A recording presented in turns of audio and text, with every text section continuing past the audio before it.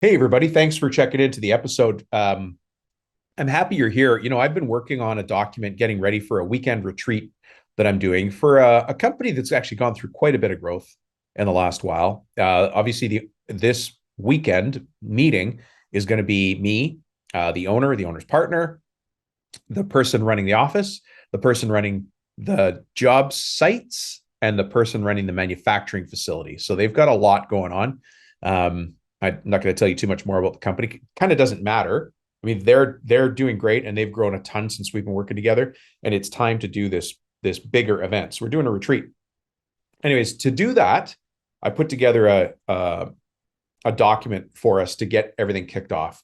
And if you'd like to get a copy of that, then you'll hear about it here in the episode.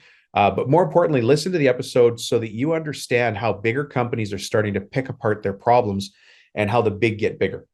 Because there's a certain mindset, right? There's a certain way of thinking and doing that helps the big get bigger. And that's what I'm walking them through in this retreat. So anyways, I think you'll enjoy this episode, and we'll see you in there.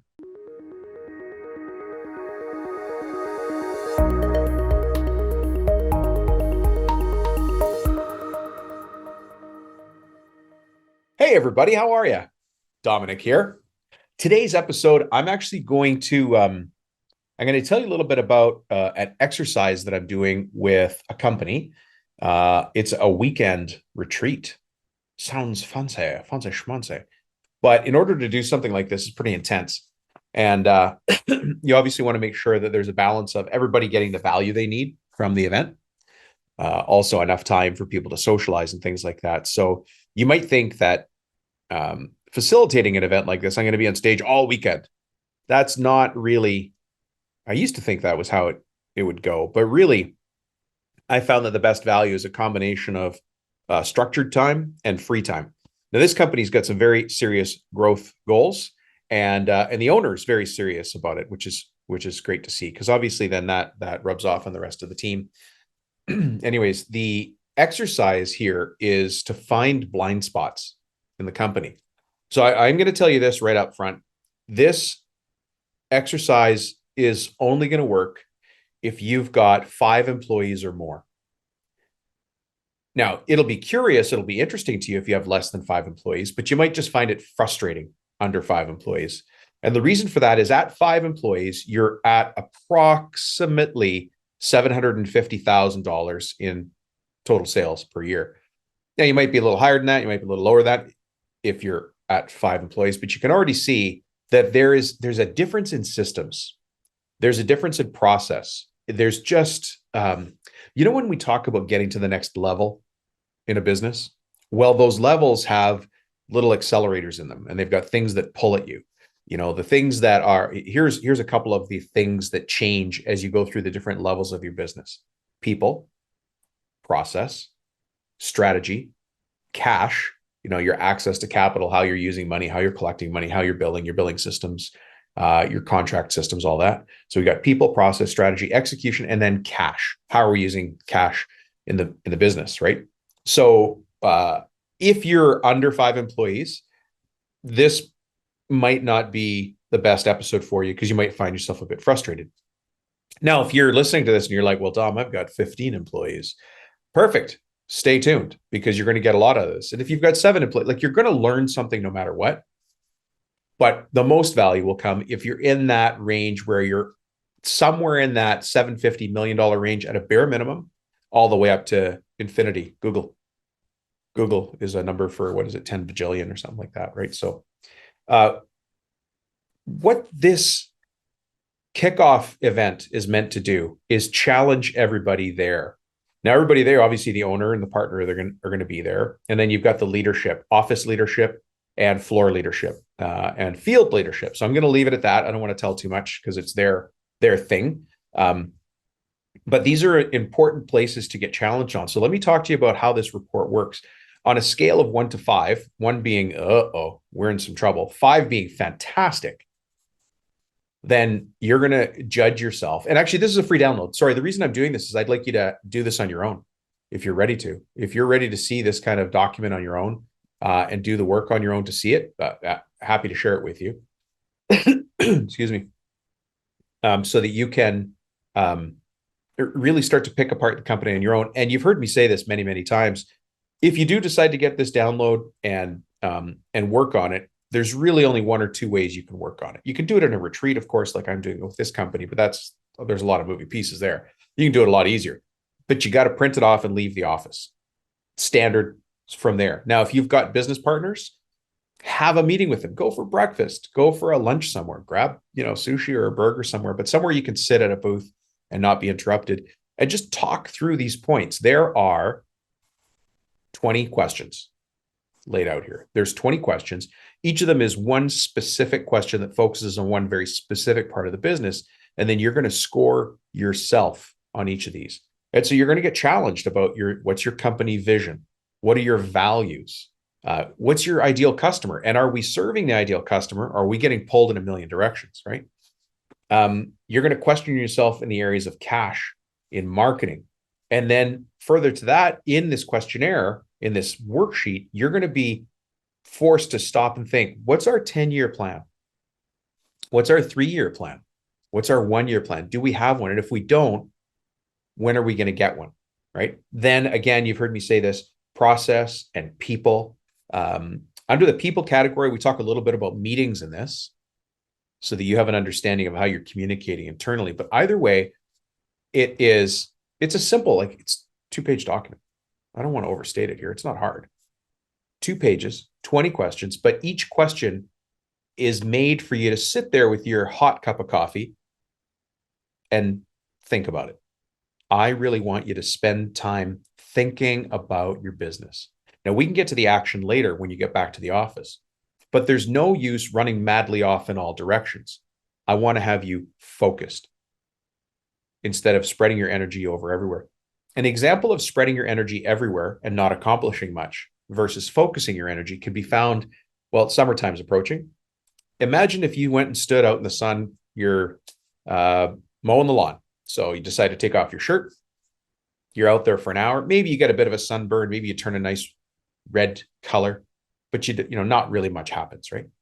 Well, now imagine that you take a magnifying glass and with the sun's rays, you focus that magnifying glass on a little bundle of leaves. Or if you were a cruel kid like me, on an ant or a spider web that you saw near you.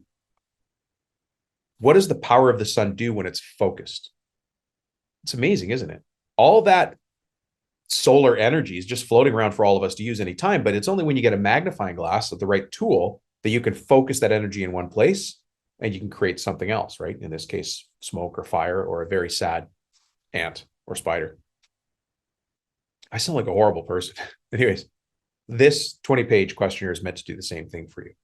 So I want to challenge you, and you can do this yourself, but I want to challenge you on your vision, on your values, on your perfect customer, on how you're dealing with cash in the company and how you're dealing with marketing in the company, your 10-year, 3-year, 1-year plan, your process, your people, meetings, strategy, execution. And all of this at the end is going to allow you to score yourself. You're going to come out to a score yourself. You might score yourself as a 80% company or a 40% company against these measurement tools. And then you're saying, well, okay, great. So I score myself. What do I do? I don't actually know the answer. What do you do? It kind of depends on when you go back and look at the 20 questions and you go, you know what? I feel that we are weak in these 3 areas. I gave myself a score of 1 in the following areas. And you list them 1, 2, 3. What's the next thing you do? You would prioritize those 3. Which one is the most important of those 3? And so now maybe we resort the order. Now we've got a new 1, 2, and 3. Let's call it A, B, and C. Great. So A clearly becomes the biggest priority for the return. So now when we go back to the shop, the job site, when we sit back at the estimating table, we go and focus on fixing item A in our business. It's really, when I talk about simple systems, I'm talking about simple systems. The system, the kind of system that you follow this and it makes you do that next. It's just obvious what has to happen next. And that's what I'd like you to have. Anyways, if you want this report, shoot me a text message. You guys know how to do that, or send me an email. The answers are just going to pop out. And your answers are going to be different, right? Somebody's going to do this report and they're going to say, oh my God, the leadership in my company, myself and my business partner just aren't aligned. Or it's a family business and me and this other family member aren't aligned. We're not pulling in the same direction. We're both pulling hard, but we're kind of pulling against each other. So we're not making the most of the company or our efforts, right? Now you jump one town over, there's somebody else sitting in their own coffee shop, and they're also doing this exercise. And they're going to say, "Oy, we have a people problem. We have too many whiners. We have too many complainers. There's people trying to hold me back. I'm getting resistance from maybe my supervisor, my foreman. I'm trying to implement changes, something simple like job tracking, time tracking. And all I get is pushback and resistance. And quite frankly, it's tiring me." Okay, at least you've got something to start with. Now, from this, you could put together an action plan, right? What do I do next? You jump one more town over, and somebody else who's in the same trade or a different trade than you is doing the same self-assessment. They're doing the same thing, but their answers come out a little bit different. Theirs is going to say, "I have a customer problem." I mean, we have no problem getting customers, but they're too small. They're spread out all over town. We spend half our time driving from job site to job site or servicing customers that are in the wrong areas, servicing the wrong kind of customers. And it's frustrating. And I don't think we're ever getting ahead. So you see, every company is unique in that way, but it's also the same in other ways. Every company out there, yours, mine, and the guy across the street, we all have to deal with the same issues as owners. Time and time management for the owner. So time to produce things and personal time for the owner. We've got people, which is team, right? We've got dealing with money. How do we deal with money? What's our money issues? Are we tracking it? Are we making enough? Are we covering our expenses? Are we pulling from our own personal savings to fund the company, right? So you got time, team, money. Then you've got some sort of strategy. I talked about that. It's actually one of the questions here in the 20 is, what's your strategy? What's your big plan? You started the company. What's your plan? And if you don't have one, or if you've already burned through all the energy of the first plan, it's just time to resharpen the plan and refocus it. Right? So you've got the major issues of time, team, money, strategy, sales, and marketing. It all can be boiled down to those simple things, but you need to take action, just as I need to take action. All of us need to take action. The most important thing you can do in this case is obviously figure out what needs to be done, but then go do it. You would be horrendously frustrated if you figured out what needed to be done and it just sat there. It just sat there. That's where you need the accountability of putting a process in place to make sure you're picking away at it over time. Anyways, I want you to have this. It's called blind spots. And the way to get it, just shoot me a text message. Now, listen, the cell phone number's changed. I had to change the cell.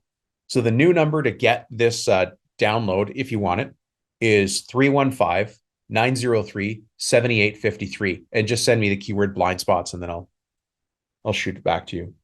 And you can take it at your own pace. Or like I said, do it with a business partner, do it with an investor, do it with a mentor. You know, if you've got somebody who you really trust in business, your father-in-law, a good friend or something, sit down and do this assessment with them and really slow down for a second and think about your company. That's why I ask you to leave the office. I ask you to leave the office because I need you to be in a different environment. I need you to be in a different place where people can't easily find you, where your phone can't keep ringing, where people can't stop by, people can't drop in, sales reps can't just cruise on in. I need you to be somewhere that you can be sort of safe and focused on the future of the business, because it's up to you. It's up to you. You're going to be the one that dictates the future of the business. And if you really do want to get to the next level, you've probably already, it's the reason you're listening to my podcast, because my podcast, that's exactly what my podcast is about. But you might find yourself not necessarily using these words, but having this feeling. And that feeling would be this: look, I'm running $1 million business. I'll just pick that number at random. You could be running a $10 million business. It's going to work no matter what. You might be saying, look, I'm running this business and it's $1 million today, but we're not getting ahead. We're the same company as we were last year and 2 years ago. And the reason for that might just be because you're running $1 million business on $800,000 systems. And that's why every time you approach $1 million in sales again, the wheels start to fall off, because you need new, simple systems. You need new foundational elements, right? The new building is going up taller, but we don't have a solid foundation. So things start to crack and fail, and we drop back down to our natural level. So anyways, if you'd like this, send me a text. It's the easiest way to get me. But the cell number's changed. Like I said, 315-903-7853. and just say blind spots, and I'll send this off to you and you can work on it on your own.